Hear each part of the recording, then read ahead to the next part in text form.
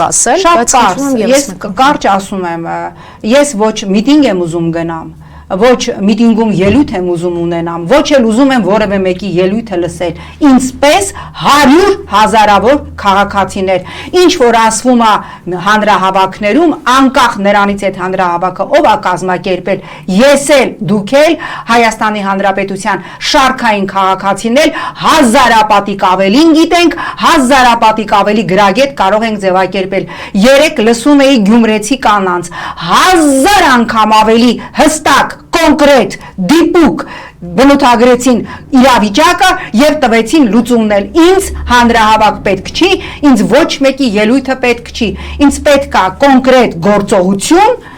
այս ռեժիմից ազատվելու համար, այս պահին միակ գործողությունը, որի տերը Նիկոլ Փաշինյանը չէ եւ որի պուլտը Նիկոլ Փաշինյանի ձեռքում չէ, դա անվստահության գործընթացն է, որին պետք է վերաբերել ոչ թե սենց իգնորով դե լավ հիմա գնացեք ձեները հավաքել, այլ պիտի հավաքական ընդդիմության ողջ ռեսուրսը ուղղել անվստահության գործընթացը կյանքի կոչելու համար։